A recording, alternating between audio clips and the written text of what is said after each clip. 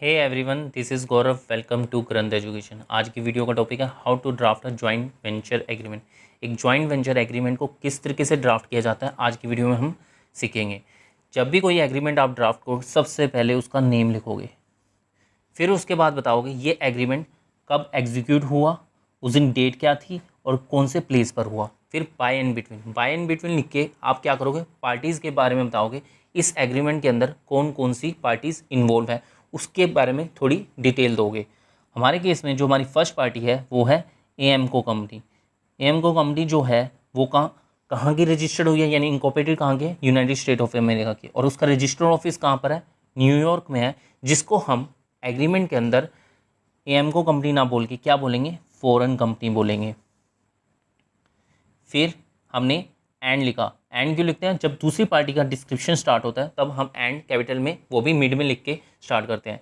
उसमें हमने कहा कि जो हमारी सेकंड पार्टी है वो क्या है, इनको कंपनी है, लिमिटेड कंपनी है, जो कि रजिस्टर्ड है कहाँ पर, इंडिया के अंदर रजिस्टर्ड है, और जिसका रजिस्टर्ड ऑफिस कहाँ पर है, न्यू दिल्ली के अंदर है, जिसको हम इनको लिमिटेड कंपनी ना कह के क्या बोलेंगे, इंडियन कंपनी बोलेंगे। फिर उसके बाद वेयर से रिसाइटल पार्ट स्टार्ट हो गया। रिसाइटल पार्ट में क्या होता है, हमें शॉर्ट समरी देनी होती है कि मोटिव क्या है इस एग्रीमेंट को बनाने का, और डिटेल देनी होती है, थोड़ी डिस्क्राइब करना पड़ता है हमें अपनी पार्टीज़ के बारे में। तो हमने पहले डिस्क्राइब किया फॉरेन कंपनी को। हमने फर्स्ट पैराग्राफ में डिस्क्राइब किया जो हमारी फॉरेन कंपनी है उसका बिजनेस के बारे में बताया और उसका इंटेंशन के बारे में बताया। उसका बिजनेस क्या है, कंप्यूटर हार्डवेयर और सॉफ्टवेयर का वो मैन्युफैक्चर भी करती है, डील भी करती है और एक्सपोर्ट भी करती है, और उसका नेसेसरी एक्सपीरियंस और एक्सपर्टीज़ भी है इस फील्ड के अंदर। फिर हमने कहा जो फॉरेन कंपनी क्या चाहती है, इस पैराग्राफ में बताया फॉरेन कंपनी क्या चाहती है, वो अपने बिजनेस को इंडिया के अंदर क्या करना चाहती है, एक्सपैंड करना चाहती है, एक्सटेंड करना चाहती है। फिर एंड वेयरएज लिख के हमने फिर डिस्क्राइब किया इंडियन कंपनी के बारे में। इंडियन कंपनी का भी बिजनेस यही है, मैन्युफैक्चर करने का, कंप्यूटर हार्डवेयर और सॉफ्टवेयर बनाने का ही बिजनेस है। और वो क्या चाहता है, वो चाहता है कि अपने बिजनेस को इंडिया के अंदर ही के अंदर तो बढ़ाए, इसके साथ साथ वो अब्रॉड में भी अपनी यानी एक्सपोर्ट को प्रमोट करना चाहता है।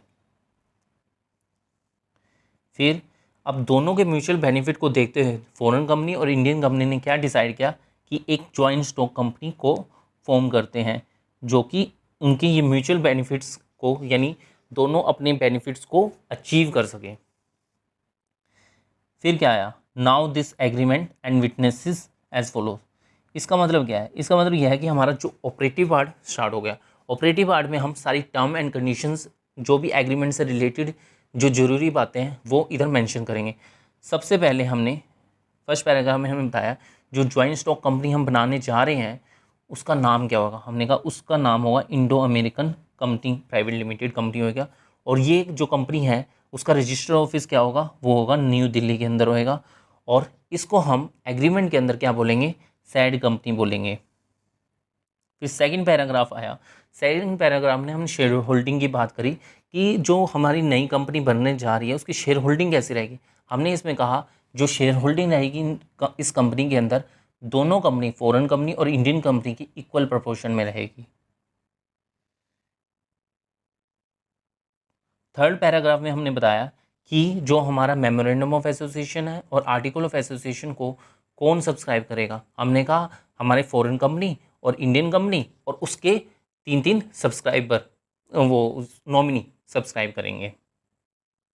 फोर्थ पैराग्राफ में हमने बताया जो मेमोरेंडम और आर्टिकल ऑफ एसोसिएशन जो बनाएंगे हम, जो न्यू कंपनी का, वो क्या म्यूचुअल कंसल्ट करके बनाएंगे, और ये जो हमारा एमओए और एओए बनेगा वो क्या करेगा, राइट्स एंड ऑब्लिगेशन को गवर्न करेगा, किसके, जो फॉरेन कंपनी और इंडियन कंपनी के किसके रिलेशन में बनते हैं, न्यू कंपनी के रिलेशन में उनको।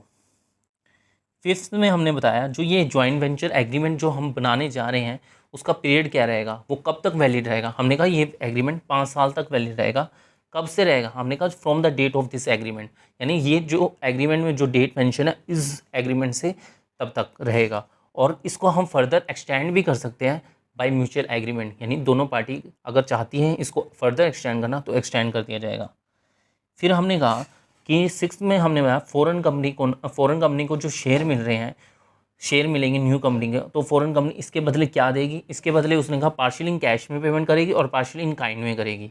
और साथ साथ उस फॉरेन कंपनी क्या देगी, अपने जो ट्रेडमार्क, पेटेंट और जो भी नॉलेज है इस फील्ड के अंदर वो प्रोवाइड करेगी किसको, न्यू कंपनी को। इसके साथ साथ क्या करेगी, वो टेक्निकल असिस्टेंस भी देगी और एक्सपर्टीज़ देगी, ताकि वो क्या कर सके, इंस्टॉल कर सके, असेंबल कर सके, स्टार्ट सेटअप कर सके मशीन को, जो भी मशीन चाहिए, जो भी आपको सॉफ्टवेयर चाहिए, किसी भी चीज़ की तरह की जो भी नॉलेज चाहिए वो क्या करेगी, न्यू फॉरेन कंपनी प्रोवाइड करेगी या इंडियन कंपनी प्रोवाइड करेगी किसको, न्यू कंपनी को, ताकि ये क्या बिजनेस क्या हो सके, रन हो सके स्मूथली। 8 में भी यही बात करी, कुछ भी काम ऑपरेशन करते टाइम कोई भी प्रॉब्लम आ जाती है उसके बारे में नॉलेज देना, उसको कैसे सॉल्व करना है, उसको कैसे टैकल करना है, वो सारी बातों के बारे में इंफॉर्मेशन प्रोवाइड कराई जाएगी न्यू कंपनी को। 9th में क्या कहा, 9th में ये बात करी गई कि ये जो शेयर मिले हैं, दोनों पार्टी को शेयर मिलेंगे न्यू कंपनी के, तो इसको ट्रांसफ़र नहीं कर सकते। कब तक नहीं ट्रांसफ़र कर सकते, किसी को भी ट्रांसफ़र नहीं कर सकते, 5 साल तक ट्रांसफ़र नहीं कर सकते, यानी लॉक इन पीरियड लगा दिया। अगर उसके बाद भी अगर ट्रांसफ़र करना है, 5 साल बाद भी अगर इनको ट्रांसफ़र करना है, तो क्या करना होगा, सबसे पहले ऑफ़र करना पड़ेगा दूसरी पार्टी को, और दूसरी पार्टी को ऑफ़र करना पड़ेगा, और कौन सी वैल्यू पर ऑफ़र करना पड़ेगा, उस वैल्यू पर ऑफ़र करना पड़ेगा जो वैल्यूअर डिसाइड करेगा उसको। फिर 10th पॉइंट में लिखा, जितने भी एक्सपेंस होंगे इस कंपनी को, न्यू कंपनी को फॉर्म करते टाइम, या कोई इंसिडेंटल एक्सपेंस होंगे, उसको कौन बियर करेगा, हमने कहा जो नई कंपनी है वो बियर करेगा। अगर ऐसा कोई भी एक्सपेंस है जिसको बियर किसी एक पार्टी ने कर दिया, तो उसको जितना उसने पेमेंट की होगी उसको वैसे का वैसे उसको दे दिया जाएगा, पेमेंट कंप्लीट दे दी जाएगी। और जो ये 11th पॉइंट में लिखा कि जो ये एग्रीमेंट है ना, ये यानी कहेंगे कि ना जो हमारा एग्रीमेंट है, जो हमारी कंपनी है, इसके ऊपर लॉज कौन से लगे, एक तो फॉरेन कंपनी हो गई, एक इंडियन कंपनी, इनमें से इन दोनों कंट्री के जो लॉज हैं अलग हैं, तो इन दोनों कंट्री के लॉज अलग हैं, और तो हमारे एग्रीमेंट में किसके लॉज लगे, हमने कहा इस कंपनी के ऊपर हमारे, या इस एग्रीमेंट के ऊपर इंडियन लॉज लगेंगे। फिर 12th पॉइंट में लिखा, अगर कोई भी अल्ट्रेशन करना पड़ा, कुछ भी ऐड करना पड़ा कोई भी टर्म एंड कंडीशन के अंदर, इस एग्रीमेंट के अंदर, तो ऐड कर दिया जाएगा बाय सप्लीमेंट एग्रीमेंट के द्वारा। अगर ज़रूरत पड़ी तो हमें क्या करना होगा, अगर MOA या AO को भी अल्ट्रेशन करना पड़ा तो हम भी उसको भी अल्टर करेंगे।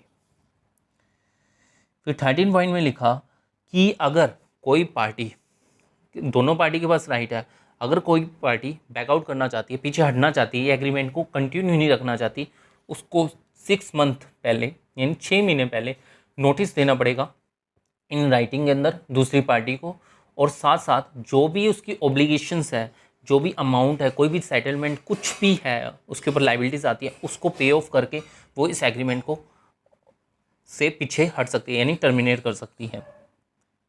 फिर उसके बाद अगर इन कोई भी पार्टी जो हमारे एग्रीमेंट के ऊपर, जो भी एग्रीमेंट है, जो उसके अंदर जो टर्म एंड कंडीशन को कंप्लाई करने में डिफ़ॉल्ट कर देती है, तो डिफ़ॉल्टिंग पार्टी क्या करेगी, कंपनसेट करेगी दूसरी पार्टी को, जो अगर उस पार्टी ने कोई लॉस बियर किया है तो इस डिफ़ॉल्ट की वजह से।